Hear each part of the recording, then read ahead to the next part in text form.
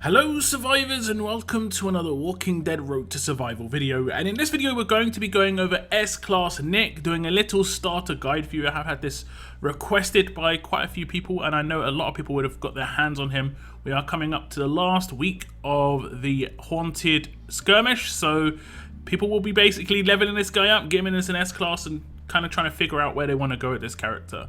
If you want to look at my first look video, I go over how his abilities work and what I think of him as a character. In this video, we're mainly going to be just talking about how to level up his skills, what combat mods to use, how to upgrade his weapon, that sort of thing. So we'll look at the skills first. I would say this is pretty straightforward. Maxing both of these is the way to go. Whether you use them on attack or defense, the main thing about Nick is the fact that he has an extremely powerful active that blocks all potential infection.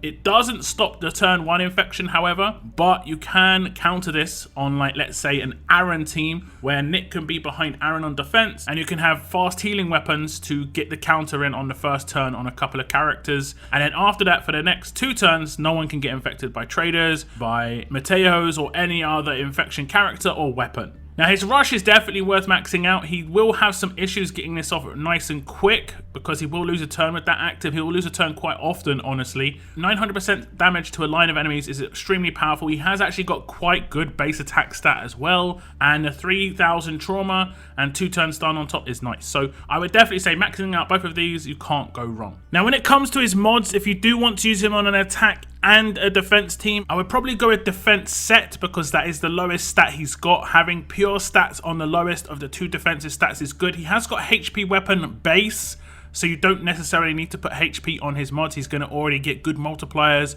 from his weapon, from the leader skill, so you do want to bring that defense stat up as much as possible with his mods.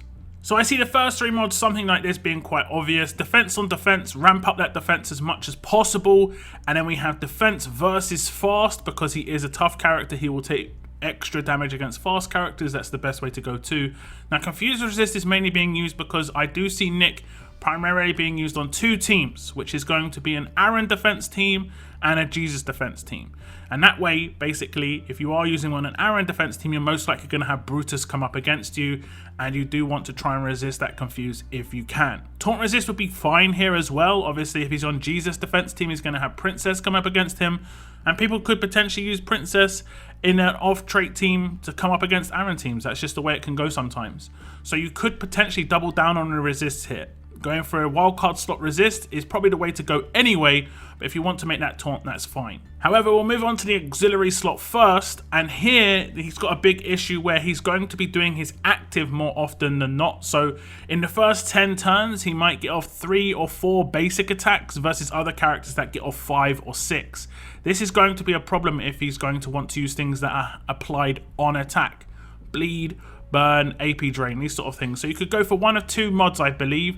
Reflect is a good one, and also Graze. Now the reason I would prefer Graze over Reflect is Reflect does give AP, and I can tell you a number of times I have got a first turn rush on one of my characters because I've attack someone who's got Reflect, they've reflected back enough damage for me to get double the AP that I should be getting, and I could command them straight away if I so wished. That's not a good, potential idea to be in for a defense team character. You do not want to be giving away rushes too quickly. You want to potentially be giving away rushes where the weapon's an issue. So if you did want to use a Reflect on Nick, you definitely have to swap in a weapon like Impair on defense, so there was a risk of attacking him, not just no risk like there is with his trauma weapon. I would say if you were going to use him on a defense team, that might be the way to go anyway.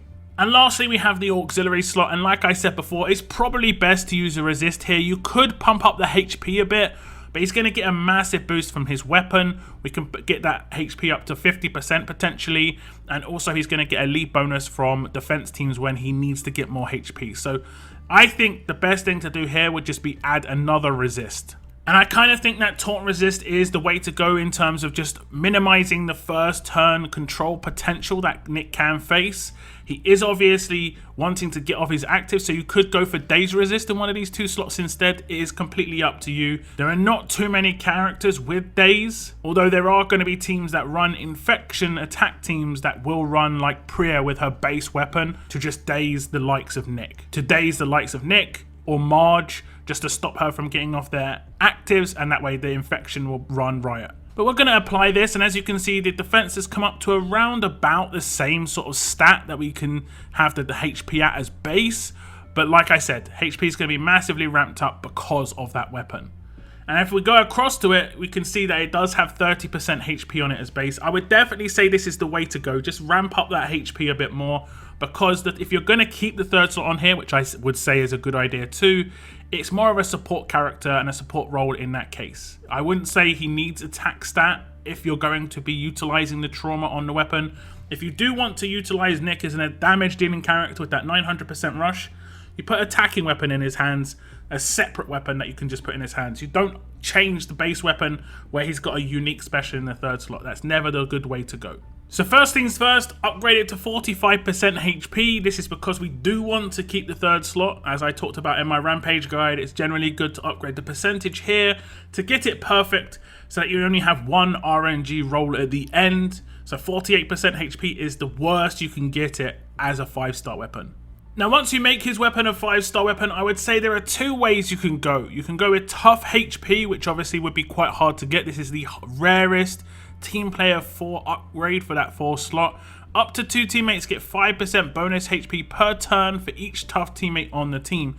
This is going to be really good in Jesus defense teams, because you're going to get 3 turns to build up that bonus HP before the big Rampage attacks can start blaring off. That is going to be quite powerful indeed. Used on an attack team, however, I don't think that would be great, but you could swap in a weapon into his hands that would be more useful there. Or you could just go straight for 1535 in that 4 slot. It's a bit easier to come by, it's going to be more useful on more teams, but you're not going to really reach the peak of what Nick can do on a defense team if you do want to use him there. On an attack team, however, it will be good. It will buff that central character. His active does give 100 crit as well, so you are going to be able to increase the chance of Rampage attacks going off, or just basic attacks hitting huge amounts of damage regardless of what team he's on. He doesn't even need leader bonus, so Nick is always going to be useful in terms of increasing the crit of teammates. It will of course increase his own base damage and crit chance. He has got a specialist skill that does rely on crit, so on an attack team he would be more useful in this case. And if you are ever going to put crit on a weapon, this is the only place you should put it. You should always put a percentage stat in the first 3 slots. Never put a crit in the first 3 slots. It just isn't worth it. Crit on mods, crit in the 4th slot, nowhere else. So we fully upgrade the 1535 weapon, which I think would be just easier to come by. We did get a huge bonus when attacking, but we did not get the 50% HP, and obviously that's the way it can go sometimes. The 48% is the minimum we would get if we do follow my walkthrough on how to upgrade weapons, however. And 48% is still pretty good.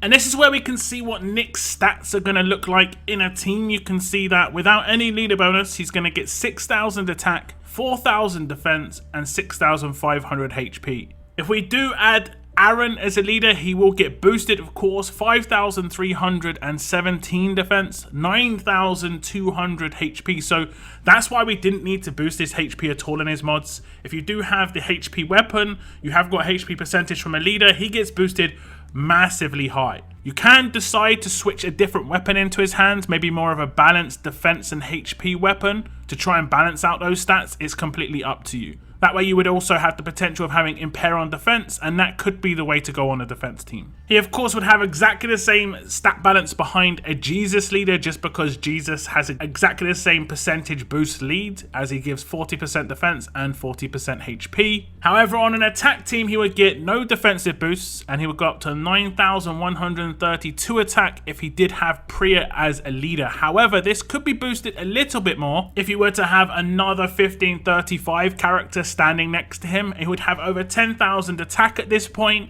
and he'd be boosting those 2 characters as well if you were using the 1535. As you can see, my Andrea here has over 20k attack.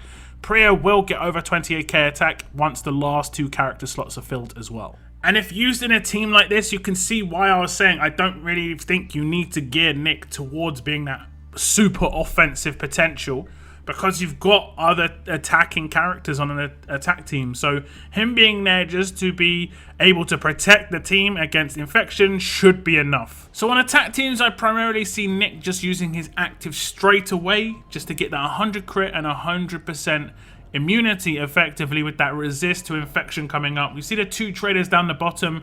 When they do their active, you'll see immune come up above the characters' heads that they try and do it on. The added bonus is you will hit rampage attacks and crit damage attacks more often. There is the downside of that, of course, where if you do too much damage, you can give away rushes on that first turn. You could see a lot of AP went to quite a few characters here. If they did have a command on the defense team, they could potentially have commanded somebody, but they do not. So we're going to see what happens next. We're going to see the active go off of both the traders. It'll go off above Rick's head and it said immune. And I didn't see the active of the other trader, but I guess he did it and it just said immune too, because no one on my team is infected, as you can see. 100% resist is still there. And that's when I can just start rolling out the rest of what I want to do. Something quite important to note with Nick is it doesn't matter who he attacks with his basic attack. The trauma goes to all alert characters, even if he attacks, let's say, a tough character in this case. He did just attack Frost at the top. Both the traders did resist his trauma, however, and that's just the way it rolls with trader. But at this point, you can just start rolling out the rest of your rushes, trying to get out as much damage as possible, and potentially win the raids on turn 2 in this case. Now, when it comes to Nick's rush, he isn't going to do much damage. It's mainly going to be about the control. He has got stun on his rush.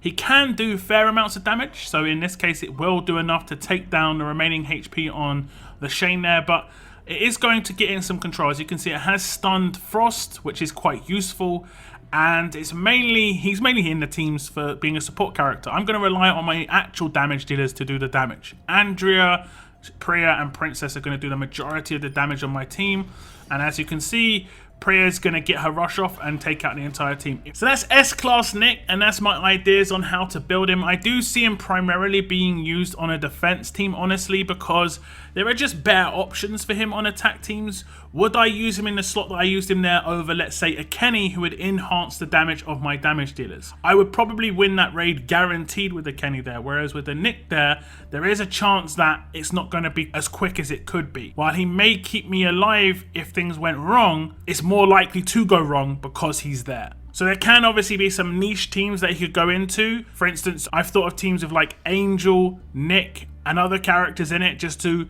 slowly wear teams down. He could go in an infection team. Be an anti-infection on an infection team could be kind of cool. So he could be with Mateo and Wang Fa. I don't necessarily think a percentage damage team is the team to put him in. So that 4 slot on his weapon being a 1535 might be slightly questionable. It just really depends on how much time and resources you're willing to put into Nick's base weapon. But hopefully this little starter guide has helped you out in some way. That is going to be the end of my video. I want to thank you very much for tuning in, and as always, keep on surviving, guys.